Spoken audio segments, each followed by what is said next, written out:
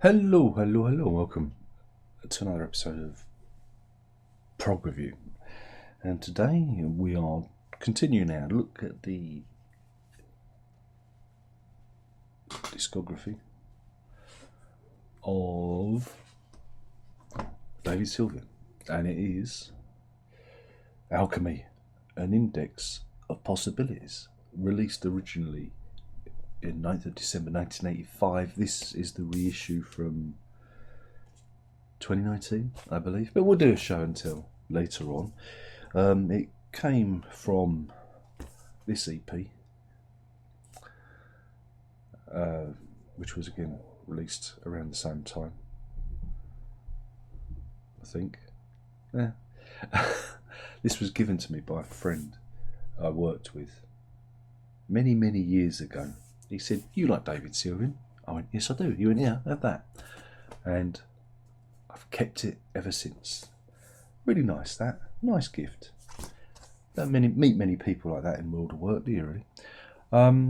So yeah, this came out of various soundtrack pieces that Sylvian was working on. Desperate for money, he created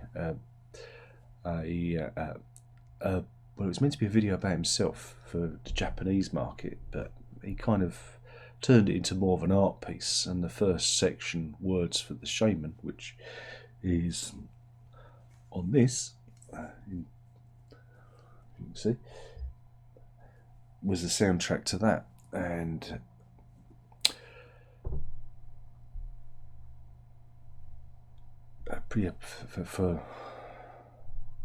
so I've got my cold's come back, so my brain's a little bit addled. I don't know. I thought I'd get rid of it, but it came back. Yeah, Preparations for a Journey is from that film.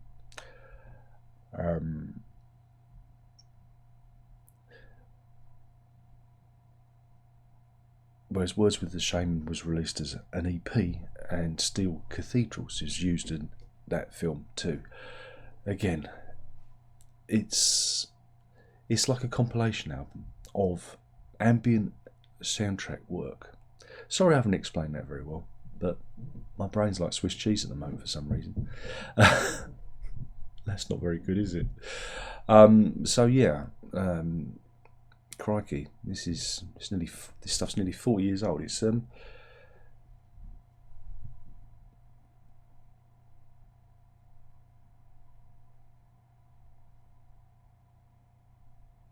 It's existed in many forms. Like I said, you've got the EP, which features the Words with the Shaman piece.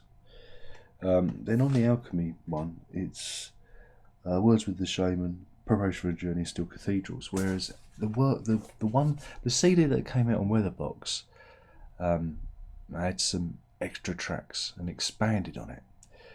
But I think those tracks were on the Camphor compilation. Oh dear, do I have to review that too?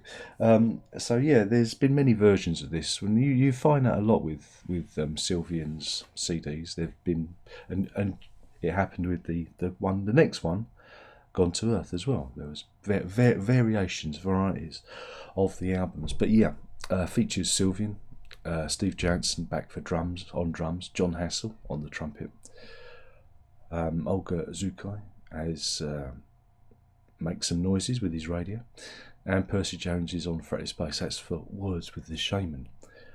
Preparation for the Journey is Sylvian on his own, and Steel Cathedrals features Sylvian, Ryuichi Sakamoto, Steve Jansen, Kenny Wheeler again, the featured artist on guitar, Olga Zukai again on dictaphone, and Masami Tsuchiya on guitar abstractions. How do we describe this? Well, again, it kind of sits between the first album, because the first album has these ambient jazz pop bits with vocals on. Well, he kind of expands from that. And again, the trumpet and the flugelhorn, loom large over this, and it also kind of leads us nicely into the instrumental parts that we hear on the Gone to Earth album. which we'll be talking about next, which is the third one. So yeah, again, this is a very weird, like kind of release. Imagine, Sylvian was this, was it the most the most handsome man in the world? I think he was dubbed at his height with Japan.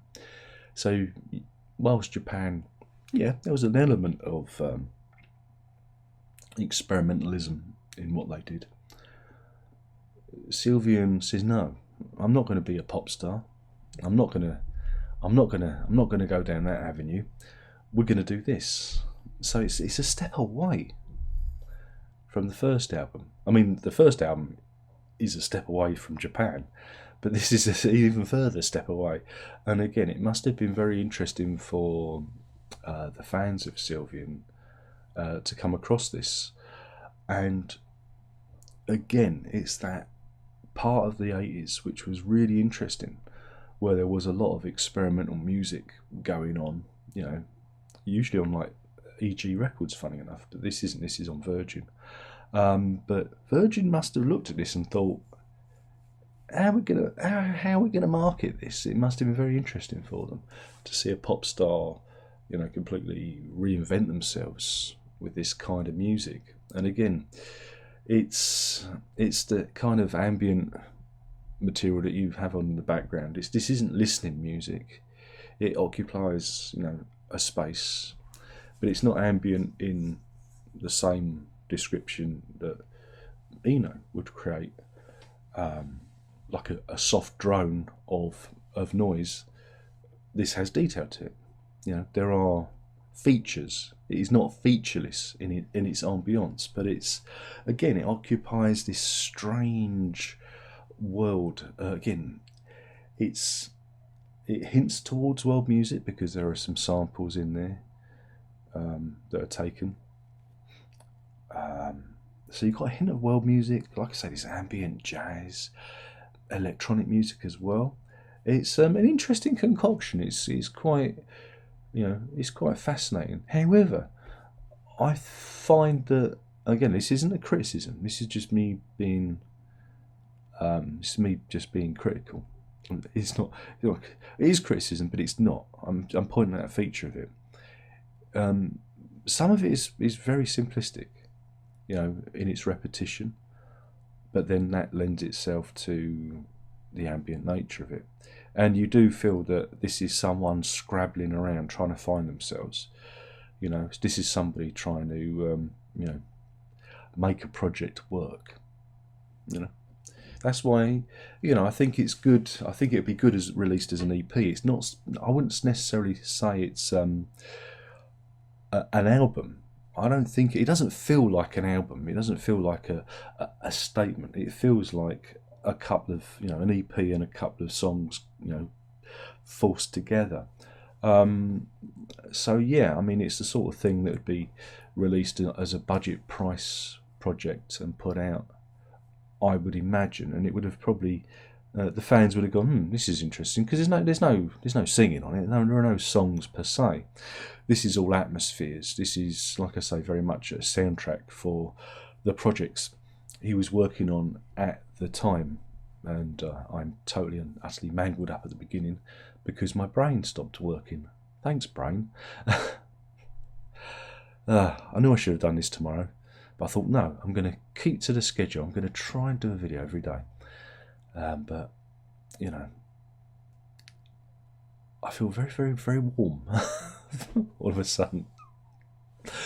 So yeah, it's a bit of an oddity. I don't know. Again, do I like it? Again, I like parts of it. I like that it's like a roadmap, to the future, and it's an interesting bridging project, between this and Gone to Earth, because you can see again if there wasn't this, and it was just, the first album, Brilliant Trees, and then we go to Gone to Earth. You probably wonder, well, what's going on? But this, you can see how that transition happens. And again, the Gone to Earth album is very interesting. He combines the same kind of loose ambient jazz. It's the best way I could, it's the best way I could describe it. Combined with more structured songs, you know, and it's very, again, I don't want to talk about that too much because that's the next review. But yeah, you can see how out of one thing grows another. But this is him experimenting. It's him trying to find, you know, this version of David Sylvian. And so, like some of it is, you know, it feels like a child is walking, you know, learning to walk, and lacks a certain sophistication. Or he just gets John Hassell to play trumpet over his noodling, and then it sounds really clever. That's the way you do it. That's the way you do it. So yeah, it's an interesting record, but is it an essential listen? Probably not. But if you're interested in Sylvian's career or exploring his career, I think it's a necessary step between the two records, because if you go to Gone to Earth is a record that exists in many formats, and when I got it, it existed in a certain space to the actual space that it was meant to be. We'll talk about that next. I'm being cryptic in order to keep me powder dry and keep you in suspense for the next review. Or maybe I should have just done them together, but then that would be lazy. That would be stupid, wouldn't it? I could eke more material out of it. Yeah, so it's a funny one, you know, because I enjoy, you know, having it on. But again, it's one of those records that you could probably, you know, do something else in the background, you know, read a book or something. And I don't always feel that Sylvian's like ambient instrumental work is his strongest suit. You know, I don't feel that it's his strength, and I'd much prefer him singing, you know, and his lyrics. You know, again, he doesn't quite have the musical sophistication to do both, right? I know a lot of you would be that's hard for you to handle. You know, there'll be people saying, "No, Darren, this is wrong." But come on, let's be honest now. You know, he's good at the thing that he does, and when he stretches, it just feels a little bit flimsy, right? Unless he's got John Hassell, you know, or other people helping him out, you know. But yeah, good to see Percy Jones on this one, on his fretless bass. So yeah, that's the review. I'm sorry, it's not very good. That was a rubbish review, wasn't it? God dear, maybe I should do it again when I feel a bit better. But you think you got rid of a cold, and then it comes back again, and it's like, what's that all about? What's that all about? That don't seem right.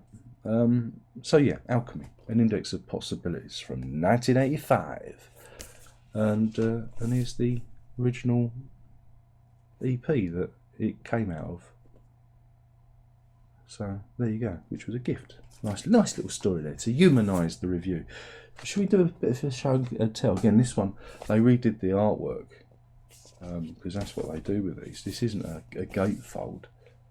Again, everything's monochrome. This isn't a gatefold.